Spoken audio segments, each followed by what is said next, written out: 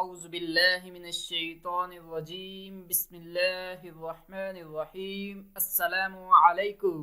حضرت بابا فرید شکر گنج بہت بڑے بزرگ تھے۔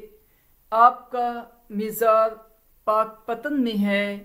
حضرت بابا فرید شکر گنج بچپن ہی میں یتیم ہو گئے تھے۔ ان کی پرورش ان کی والدہ نے کی تھی اور وہ بہت نیک خاتون تھی۔ انہوں نے اپنے بیٹے کو نماز کی عادت ڈالنے کے لیے یہ ترکیب کی تھی کہ مسلے کے ایک کونے کے نیچے شکر کی پڑیا رکھ دیتی تھی۔ فرید نماز سے فارغ ہو کر یہ شکر کھا لیتے تھے۔ والدہ نے انہیں بتایا تھا کہ جو لوگ نماز پڑھتے ہیں انہیں غیب سے شکر ملتی ہے۔ ایک روز ایسا ہوا کہ ان کی والدہ مسلے کے نیچے شکر کی پڑیا رکھنا بھول گئی، مگر خدا کی قدرت دیکھیے کہ جب وہ نماز سے فارغ ہوئے تو انہیں مسلح کے نیچے سے شکر کی پڑیا اسی طرح ملی جس طرح روز ملا کرتی تھی۔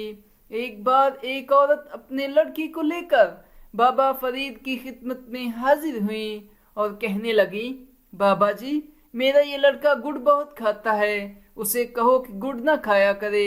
بابا جی نے اس عورت سے کہا، اس وقت اسے لے جاؤ، کل میرے پاس لانا۔ عورت لڑکے کو واپس لے کر چلی گئی اور دوسرے روز اسے ساتھ لے کر پھر حاضر ہوئی۔